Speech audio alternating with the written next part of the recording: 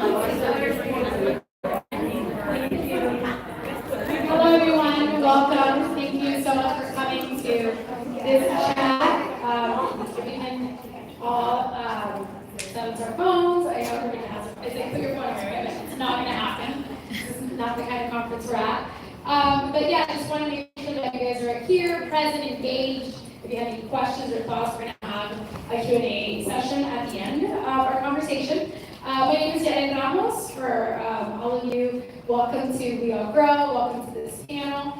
I'm super happy to be here. I'm actually a news journalist anchor for Univision, and just really happy to be a part of Weallgrow again and to be here with the Univision family. We have a lovely chat about money, right? I know we came from lunch talking about money and wealth and being, rich in all aspects of our lives. So now we're going to take the conversation as to really how do we make money online on our digital platforms.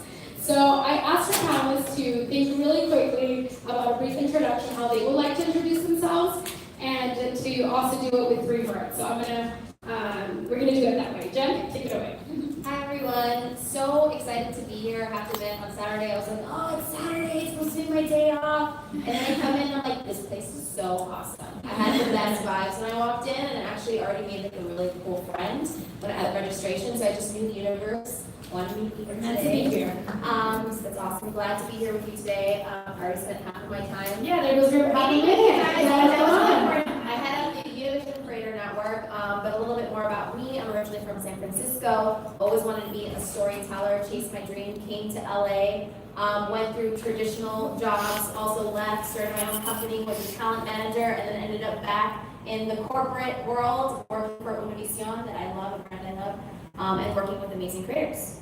And here I am today, meeting with you guys, and I really, really want to get to know you, and hope that we can share any little tidbits that we've learned along the way of our paths. And your 3 words? Oh, so hard. Integrity, entrepreneurial, and forgiveness. Hi everyone, I'm Jessica Rodriguez. I'm a Latina. Came to America when I was 14 years old. I'm an immigration attorney now, legal commentator for Impacto and Ciudad America. I've been married for 33 years. I have 2 amazing sons, and the 3 words that I would use, I can't just say 3 words, I mean, I'm a lawyer. But I would say definitely beautiful. I see myself as a very beautiful Latina. I am a fighter, a warrior, a host. That's my 3 words. Okay. Hi guys, I'm Ale, known as La Chula style by Ale. I am a content creator and also a business owner. I have 3 channels, a Spanish channel, beauty, lifestyle, Spanish channel, and then an English beauty, lifestyle channel, and a vlog channel with my husband. And then we also own our business, which is Allery Collection, where we sell accessories and clothing. And for my 3 words, I would say hardworking, positive, and Chula. Tu palabra. Wow, I love that. Beautiful energy for sure. Just to get to know a little bit about you guys, if you guys, I don't know, a few of you that would like to share where you're from, maybe what you're interested in, like are you starting a channel? Do you already have a channel? Do you want to start a blog? Just so that we kind of know, the space. Anybody? Hi everyone, my name is Jenny, and I'm so into makeup and beauty, and I have my own YouTube channel as well. Okay, so Jenny, Makeup Beauty, and a YouTube channel. Awesome. Yeah. Okay. Hi, I'm Gabriela Cataño. I'm from Miami, but I'm back and forth, Miami and LA. I'm super into beauty and lifestyle, and my channel was originally bilingual, Spanish and English, but then I decided a few months ago to make my channel that I had only Spanish, and I just started an all English channel, and I'm trying to learn how to grow that following again, because it's starting from 0. So that's where I'm at right now. Right. Hi, I'm Maribel. I'm a producer and writer for television, but I also have a podcast called Penelista, where my goal is to inspire people to live extraordinary lives through the multicultural perspective. So as an immigrant from Mexico City, growing up in the United States and always having to straddle the cultural divide, I feel like those are the stories that really need to be told. Awesome. You want me? Hi, my name is Lennis. I'm Venezolana, and I have a YouTube channel called Lennis Perez TV where I share ideas on how to help women create more health and awareness about their mental health and well-being, overall well-being, holistic health. Great, love it. First one. Hi everyone, my name is Sarah. I'm an attorney and I'm just starting a YouTube channel that will empower professionals like you. We have it right here, right? Ready for you. And you also? Yeah. Yeah, you want me? Okay. I also have a channel about fashion and beauty, and then recently I started talking because my background is in broadcast TV news, so I started creating videos on journalism and how to become a storyteller. Awesome, I love it. So we have a very diverse group of people today, just here to chat about what it's like to live in this space, right? You all come from different backgrounds, but still thriving in the digital and the social space.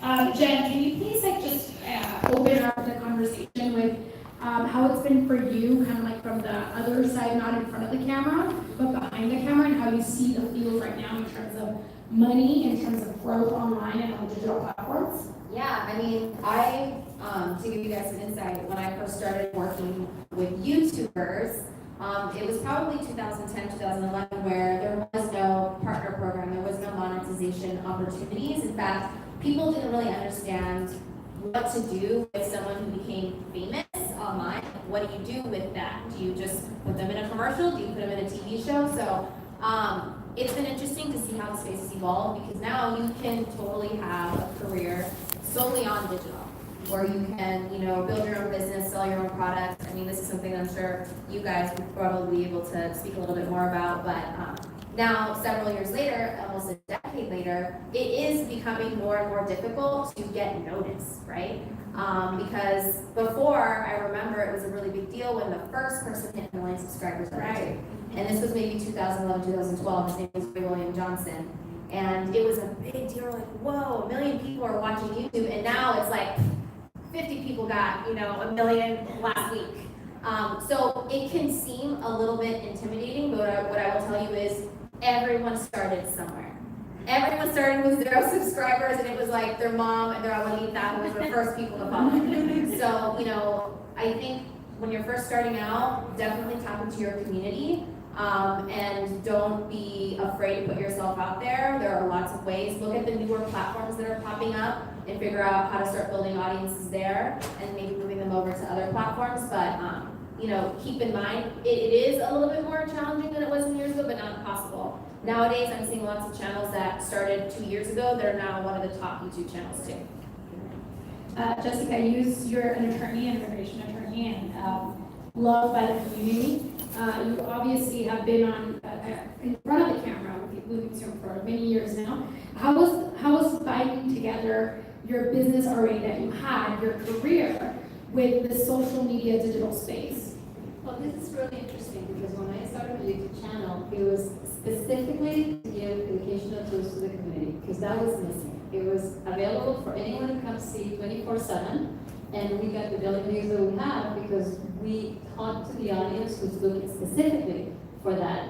Not, if you look at any of our videos, I never give out our number, we never tell them to call us on the country, we tell them to go and look for lawyers around their areas, around their states, because that's the service that we have for the community.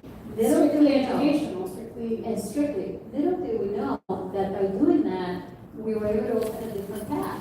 I was approached by a publisher to publish a book, and I thought, okay, this is going to be really new. I'm a lawyer. How do I do this? I know how to write. So that was on my side. But I had no idea where we were starting. We started a new channel, Mujeres Victoriosas, that's the name of the book. And the thousands of people that started not just getting the book, but following us, really surprised me. Because I have to tell everyone who's sitting here, regardless of what you do, if you just have 1 follower, if you're thinking, how am I going to do this? You have something that all of us here don't have, and that is your own story, your own passion. If you can live on purpose, which I always tell people, purpose is your passion, and you have to add service to it. How do you use that passion that you have to service other people? If you can do that, you can live on purpose. And you'll go to bed, no matter how tired you are, and you'll want to get up in the morning saying, I'm going to get up, I'm going to give my best, because I have purpose. I have passion and to inspire other people. And if you do that, which is what happened with Mujeres de the response to the community has been incredible. We are international now. I'm doing conferences outside of the U.S. just based on the book, based on the following, and the trust that my community gave me when I was talking to them about immigration. Wow. And like not something that becomes so easy to a lot of people. Topics like immigration, like engagements make it easier when it comes to community. And can I just add something? Because I think you touched on something that's so important, and I think you're a great example of that. Whatever you're doing, love it enough that you don't care whether the money comes or not. Like that's going to be like a plus if you can turn your passion into a job, and I think that's so key. And I think that's why you've been able to succeed is because your followers see that authentic point of view that you really are just trying to provide, that information. So same thing with any of you guys. Love it so much you're gonna get up with it every day and do it. And if you can make it bigger, great. But if not, if you love it, you will do it. You have a very interesting story. Would love for us to know a little bit about how you started, why you started with the YouTube channel. What were you doing before? So before YouTube, I graduated from film, so I was working with a premium data brand. It was 2007. I had just gotten into what was like my first official job in my career, so I was really excited. I did that for about 6 or 7 months is when the economy really kind of took a dump, and our department was the first department that got laid off. So I was laid off. I was so devastated because it was the first time that I wasn't fired, but I felt like I let myself down even though it wasn't my fault. And I remember crying to my husband, and he was my boyfriend at the time, I think, fiance. No, boyfriend. He was my boyfriend at the time, and I remember crying to him, and he said, well, look at this like a sign. Maybe this is time for you to start your own thing, start your own brand. You've been wanting to do this. And so my dream has always been to have my own store. And he said, let's try to do something. I didn't have the means to open up a brick and mortar, so he said, why don't we just start buying clothes and we start selling at a swap meet? And I was like, okay, let's do it. So I did that. Instead of being super sad and depressed, I was just like he said, there's a sign here. So we started selling at swap meets. And then from that, people started asking if I had a website. And I was like, well, no, I don't have a website, I just sell here. And that kind of was like, okay, maybe I should start a website so I can target more people. From that, we started Rolling Threads. We were the first boutique on wheels in Los Angeles. This was when like food trucks was like a huge thing, and it was his idea. He said, why don't we buy like a UPS truck and we turn it into a store so we can drive places. And now you have your store, but you're mobile. We can go anywhere and everywhere we want. And Rolling Threads was born. I was still not getting the traffic that I wanted, and that's when I discovered YouTube, and I saw that girls were doing like haul videos and sharing things that they bought at the store and all these things, and I was so fascinated with the idea of if I upload this video and I show people how to style the pieces that I'm selling online, then I can reach an even bigger audience, and that's kind of how I started on YouTube.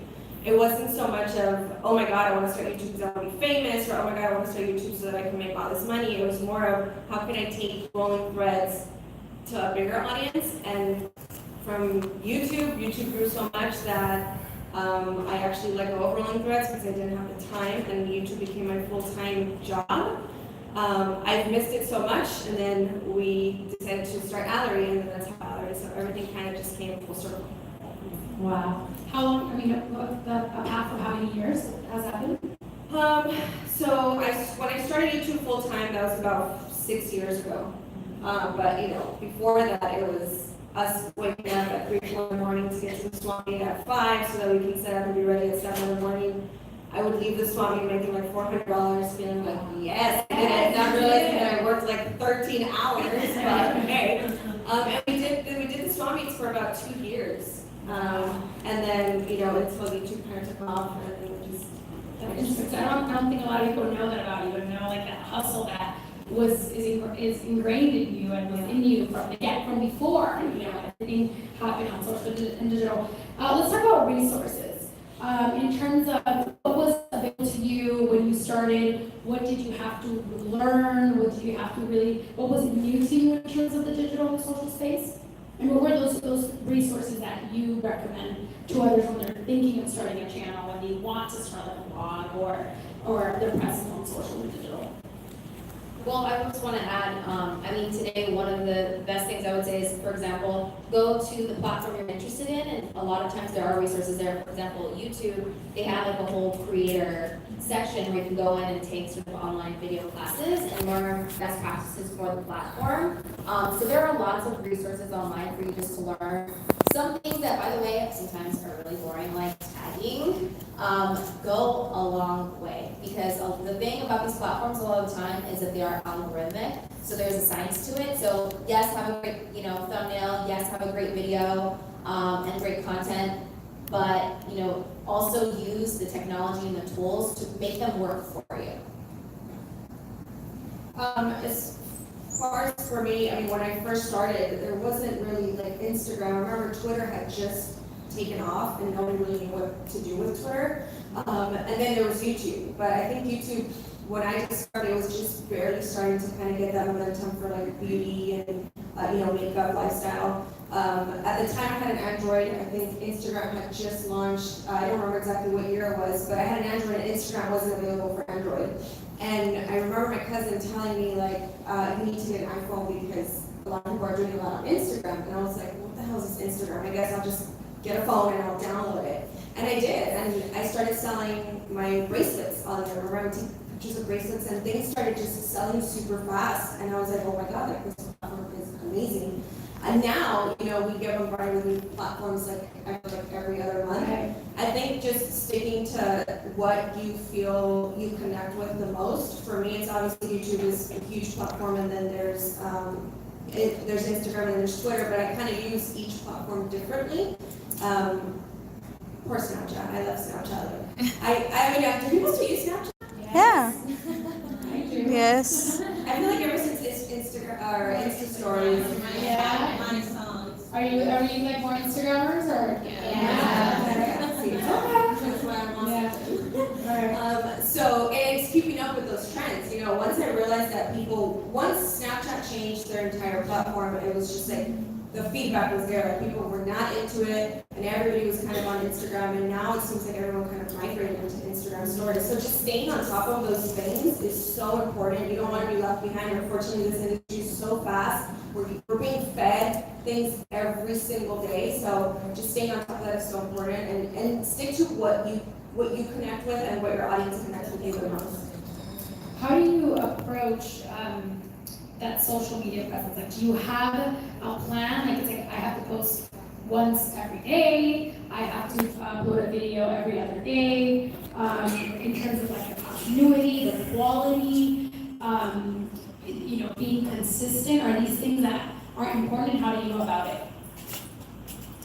I understood the question a little bit differently. I'm going to go back to the previous one in regards to resources, because I know there are many people here that you may be thinking, I don't have that camera, I don't have the microphone, I don't have the money. You don't need any of that. Start with your cell phone. If you're here, I'm sure you have a cell phone. Just start with that cell phone. In my case, when I started over 15 years ago, because I had the idea to go into very early on, I only had one camera. And my videos were 25 minutes long. 25 minutes long. And I remember waking up at 5 a.m. in the morning, and I could hear my son, JP, he's my son now, watching my videos. I like that. And I could hear him watching my videos. And one day I just asked, are you stalking me? Why are you watching my videos? He goes, Mom, your videos are too long. And he was just about to finish Pepperdine, and he was supposed to go to law school. And he came to my husband and I, and he said, I'm going to pursue my career. I don't want to be a lawyer for now. I want to do your social media. And I'm like, you're not going to play with computers. No. But to make a long story short, he started earning $200 a month working for me at that time. And I had 1,000 friends on Facebook, and he took me to 1 million followers in less than 2 years. Why am I telling you this? Because if you have kids at home, please do something. Great advice. I have so many friends, and JP, I already told them, you should open a channel training parents how to help their kids, help them create this. And because kids sometimes have great ideas, and they come up with amazing ideas. Amazing ideas. When we meet with kids, if we go and volunteer at different schools, and JP hears them, he says, dude, when you turn 16, come and work for me. I'll give you an internship because you have amazing ideas. So all of you moms here, instead of sending them to, make the bed, wash the dishes, I agree, they have to do that. But also tell them, you're gonna come here, learn how to edit, learn how to do this for me, and I'll give you an allowance. Teach them how to be responsible. Instead of arguing, wake up at 5 in the morning, let me tell you, they're not gonna do that. It's a different generation, they're doing it whenever they want to. But when they do, they can produce, they can give back to the family business and become business owners themselves. So if you have a camera, just start with that. In regards to how many times to post, it's unique for your own audience. What do you teach them? How to be better moms, how to cook, how to be healthier, how to look beautiful, how to do the makeup. It depends on your audience, and you're gonna learn that. And if I am so huge on personal and professional balance that some days I don't even turn on my cell phone. I have to be honest, I have a team, so you know, they can see what's going on. But I think that is so important. Don't follow the trend, follow your own trend. What's working for you? And when you listen to your audience, you're gonna earn their trust and they'll blow your mind. But sometimes I read the comments, the engagement to me, the likes, the millions, you know, all the views, that's okay. But the engagement is what I'm looking at. How are people responding to me? And I have to learn that people like to see my personal life as much as they want to see my professional life. I had almost 1 million views teaching people how to make hot chocolate in my house. Is that crazy, right? But that teaches you, okay, for next Christmas, I'm going to teach them how to cook, I don't know, turkey. But that's what people want to see. So I think it's very unique depending on who you are. I love that you touched on kids because I feel like I've heard so many stories of like how blogs and channels that started off with like the mom and then they slowly, you know, move into like the children. I would love for you just on a side note of that, you have a great relationship obviously with your husband. It's been a very, you know, working relationship. Tell us how that functions because I know a lot of you have husbands and boyfriends that you can put to work too, okay? Yeah, so we've been working together full time for about 2 years now. It took me a while to convince him to stop. I mean, he still has his projects that he works on, but he helps me. He helps me with pictures, with ideas, with editing. We taught my younger brother to edit our videos, so now he knew nothing. I mean, I knew nothing. I learned everything I know, I learned on YouTube. If I was trying to do something on with iMovie, I couldn't figure it out, so I would just go on YouTube and look it up, and I learned that way. Then I went to Final Cut. Now I know how to use Final Cut, but us working together, I think, is the most amazing. I know a lot of people think like, oh my God, you guys work together, don't you get sick of each other? But I really don't. The way he looks at you, girl, I've seen him. I get to, now I'm lucky enough that I get to travel the world with him. We get to do everything together, and I love it. So it took a little while for me to tell him, like, babe, let's do this together, we'll be stronger, which is true. So if you guys do have, boyfriends, husbands, I don't know, cousins, and that can help you grow your brand to take it to the next level, don't be scared to ask for help because it really takes more than just me to be able to do everything that I'm doing. Right. Absolutely, it takes a village. Let's talk about money. Yes. Let's talk about money. Jen, can you tell us, now as you've been in this space for many years, you've seen the trends come and go, and these new spaces where people are making money. Where are creators making money now, and how can they take advantage of these new platforms?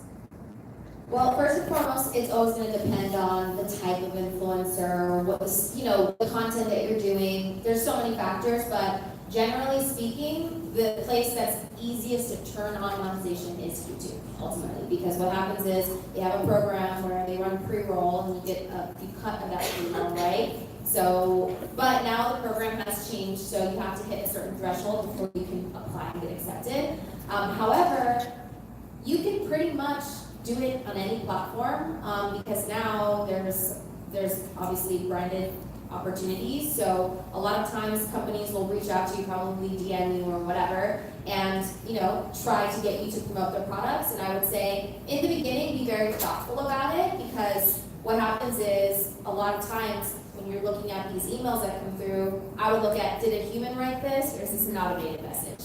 Because sometimes you'll have a company that's maybe just trying to get a product out to like tens of thousands of people. And then you really need to think about, is it worth it right now for what the brand I'm building, for the values I stand for? Is this the right product? Is it worth it? Does it feel authentic to who I am? Is it worth the $10 I'm gonna make, maybe? Really think about that, because I think in the beginning, again, treat it like it's your passion and hobby and be protective of it, because my motto is skip the $10,000 today, or in this case maybe $10, and go for like the $100,000 tomorrow. And because that, again, don't compromise your values in the beginning, and be really thoughtful about who you partner with in general. For you, ladies? I just want to say that when you hear about other people making a lot of money through videos, we know the glory, but we don't know the story. Everyone starts with a story. And if I want to take something from this meeting, I mean, we all have wonderful things to say, it's 2 words: net worth. Net worth. You should always work on reaching and asking yourself, what's my net worth? Because I can introduce you to a lot of business people, and they make so much money, but they don't know how to invest it. The net worth could be lower than some of the people sitting here. And why am I sharing this with you? Because sometimes that's the focus. How much money can I make? How many more videos can I do? Instead of just learning what your audience wants, again, protecting your brand tremendously. Keep sacrificing, keep giving the no's, because when the good offer comes and you can say yes, that good offer will multiply, and then you can get better numbers. And don't just worry about the brands that are going to approach you. In my case, as I mentioned earlier, the books was an eye-opener for me. And we are now being approached by investors who want us to couple with financial advice and books and conferences and so many different things to sell on our webpage. And it's been a year, and we have not given one yes. Not one. Why? Because I am very careful in planning. JP knows so much. He's like, let's go between him and Kim, who is his right hand, they work together and everything that we do. I'm the one that has to say no, not now. Let's keep building content. What I'm doing right now, my main focus is continue to build the audience, and in a year, we'll start following that path. So I think it's good to wait sometimes. And with this content, are you making money, or is it not happening for you yet? We are, because of the presentations that we're going to now, every person or every conference that I go to, they pay a speaking engagement fee, which has helped our foundation. We opened a foundation which contributes to the homeless here in Los Angeles, and we recently got numbers, and we're feeding thousands of kids on a monthly basis, and this is just based on content that we provide to our audience, the book and the speaking engagement. So it's good to get that.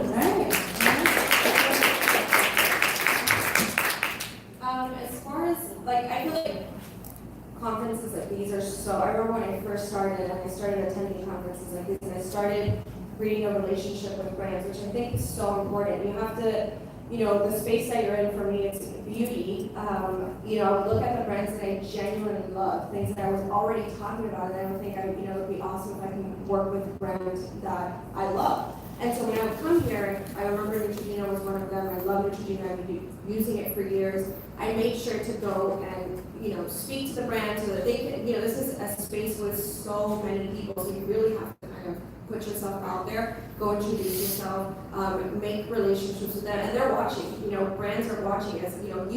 Something that my husband always says is just continue grinding, because nothing's going to change. The space isn't going to change. It's not going to go anywhere. If you keep working hard, keep doing what you love, eventually these brands will notice you, and then they're going to approach you with, a campaign or something. And obviously, keeping in mind, it has to be something that you genuinely love, because your audience is not dumb. They know, if it's something that you don't use or something you don't talk about, all of a sudden it's like, hey, look at this, I love it, go buy it. You start losing their trust, and then, your value really goes down in that sense, because no one's going to trust you anymore when you do talk about something that they love. So just keep that in mind. I know in the beginning, it's really like, I just want to make money, I want to, post anything so that I can make money, but if you're selective, in the long run, it'll be much better for you.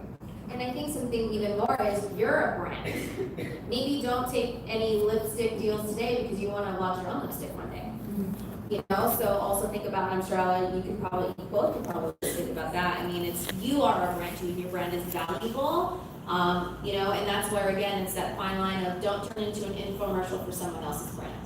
Unless it's what you want to do, but I don't know. I mean, I'm probably not going to be tuning into infomercials every single day. But think about that. I mean, and everyone here is very savvy. You know when something kind of looks like an infomercial or when somebody really loves a product. So keep that in mind. Maybe one day you're going to launch your own lipstick line, your own fashion line, your own beauty line. So, be protected. That's great advice. We obviously know view, we understand views, right? We understand engagement. Do we know what CPM is? Or what it stands for?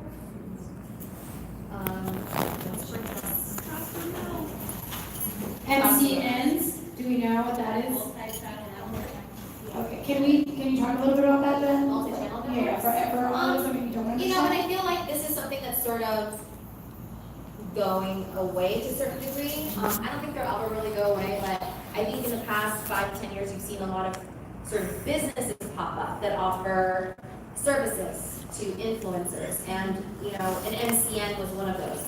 What an MCN actually is, when you look back into the original way an MCN launched, was YouTube allowed other companies, third parties, to start managing YouTube channels. So what they said is, oh my gosh, we have hundreds of millions of channels. Maybe we should let a third party help us manage those channels. So what happened is a lot of these businesses popped up and would reach out to influencers and say, our creators, hey, let us help you. We'll give you all these services, and then we'll all win. You're going to get more direct one-on-one support.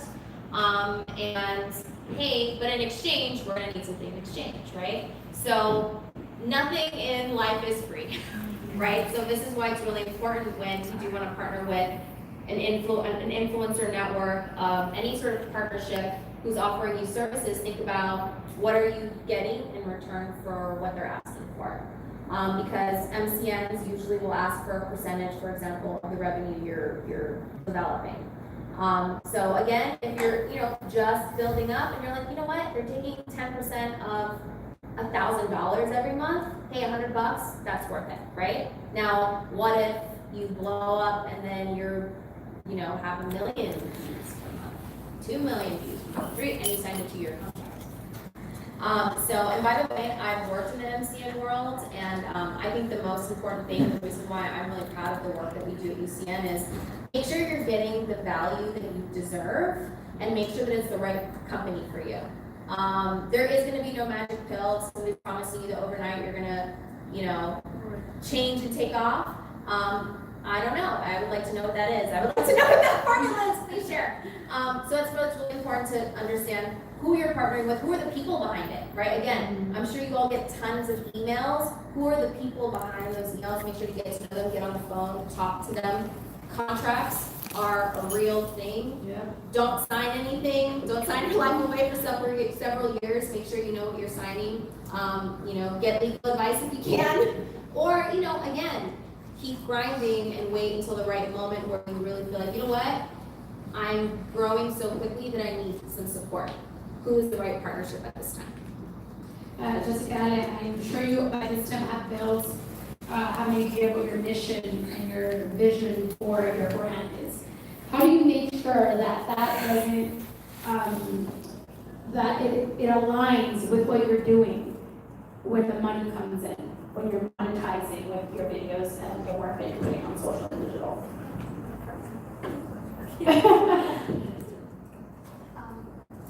One of the reasons why I started working with Curiosas was because I felt that as a family we needed to do more. I am very blessed because I've been married for so many years and my husband is like an amazing investor. So as a family, we feel that we've been so blessed that we needed to do something else. And the only question that I have because I have 3 CPAs at the end of the year, it's the same question. Did we give a higher percentage back to the community this year? That's the only question I have for him. I've never asked him, my husband asked, did you save us any money in taxes?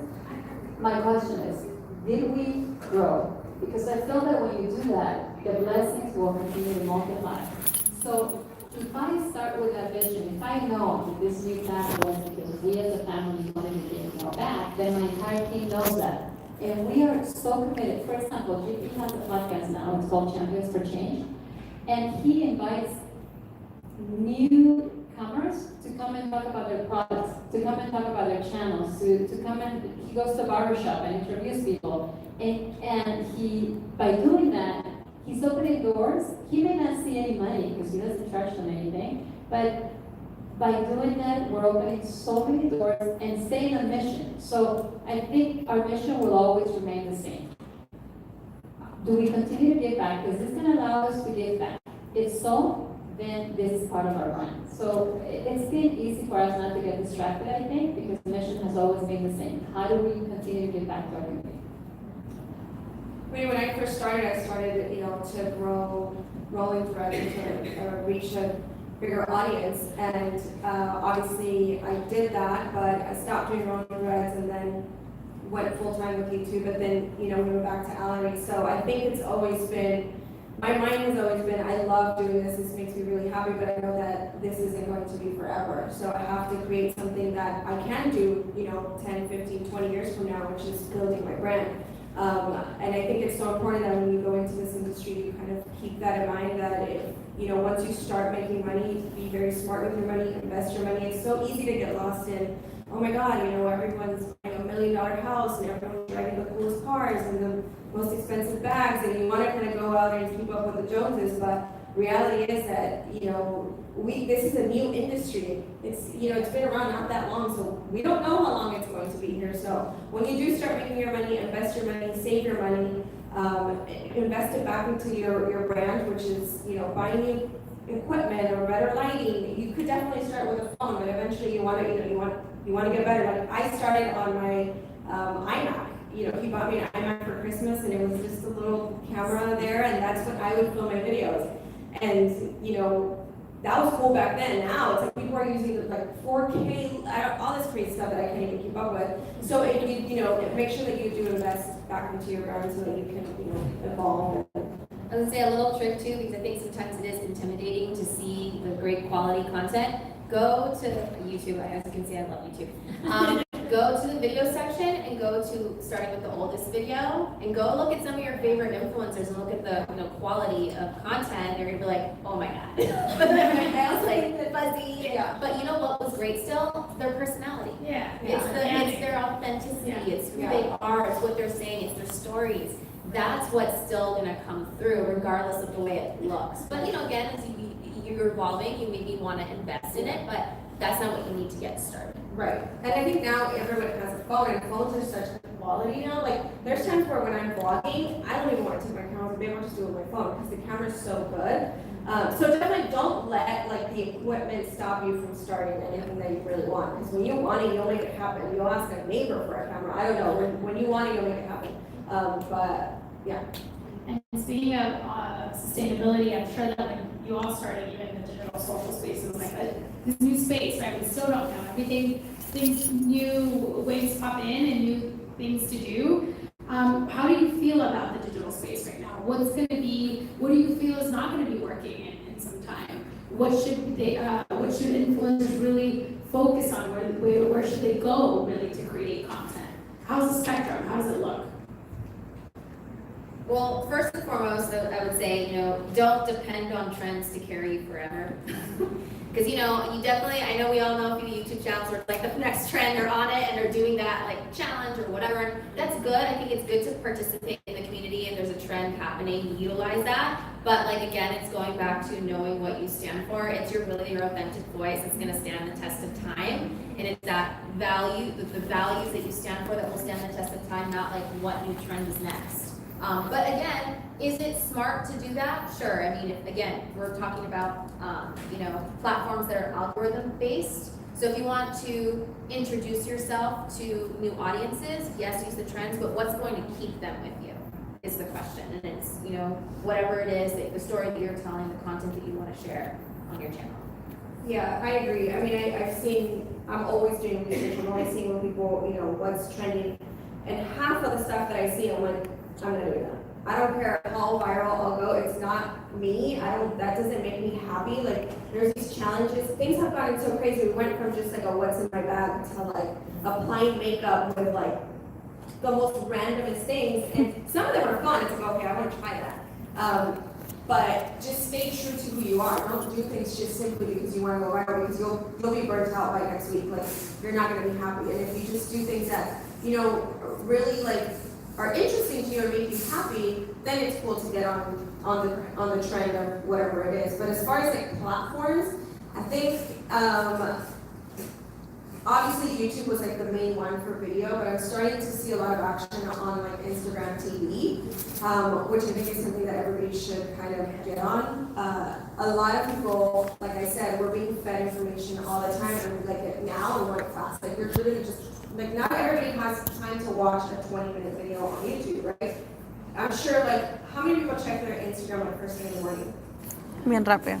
And there's one. So I know I do, and you're there, right? So you don't check YouTube first thing in the morning, I'm pretty sure. No, so when you're on Instagram, Instagram knows this, so they want to start introducing like videos. So I think a lot of video content is going to be on Instagram TV. So if you guys haven't started uploading there, start, because I think that's really kind of where, I don't think YouTube will ever die. I think that they're good, but just pay attention to those little things. And obviously, if you don't like it, then don't do it. But if it's something you think you see yourself, give it a shot because it might, I feel like it's sometimes the idea like, oh, I'm a vlogger, but I have to start a YouTube channel, but ooh, like I'm really camera shy.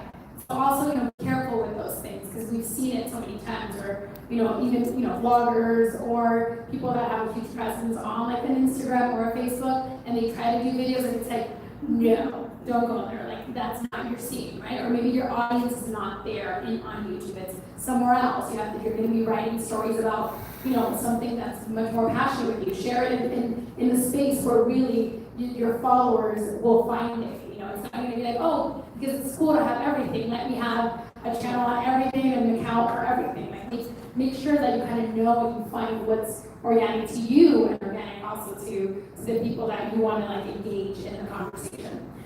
Just like a little side note. Jessica, anything you would like to add? You have to stay true to yourself. Yeah. You have to stay true to yourself. Otherwise, you'll go for a year and you won't want to do it anymore. Right? And people know. You know, right? When you see someone on YouTube, you know who you want to follow. You know who you want to watch again. You tell yourself, oh no, she is definitely not a person to talk about this, right? So if you know, your audience is going to know as well. So just stay true to yourself. Don't sacrifice, don't change for anyone. You have a story to tell, you're you. You need to be in that space and you're going to do amazing. Just straight to stay true to yourself. We talked about money, we talked about, continuity, we talked about being consistent. Let's talk a little bit about reach and how do we grow with reach? How do we make sure that other people that maybe are not interested in that topic find the things that we're doing? Hashtags, are they still a thing? Do we need to use these hashtags? You mentioned tagging. Still, Jen, can you elaborate on that, please? Yeah, definitely. Again, it all depends on the platform, but hashtags obviously on something like Instagram is interesting. I think, you'll probably see an increase if it gets picked up by whatever that hashtag is. Also, I think regardless of platform, collaborations, I think are always key. And, keep in mind for collaborations, like if you have a friend who also has a channel and, okay, maybe they're not the biggest channel in the world yet, but maybe they have a different audience than you. Like definitely use the network you have. Don't feel like you have to get somebody who's 5 times bigger than you. Think about who you have access to, who makes sense, whose content matches yours, who might have a similar audience, and you guys can sort of share, right? But I think collaboration is key regardless of platform, and it kind of makes it fun, I think, working with friends, working with new people. Right. I think we've seen a lot of that collaboration is helping each other. It's like we're all doing here, right? Trying to learn and see how we can grow. We're gonna open it up to questions that you guys I'm sure have.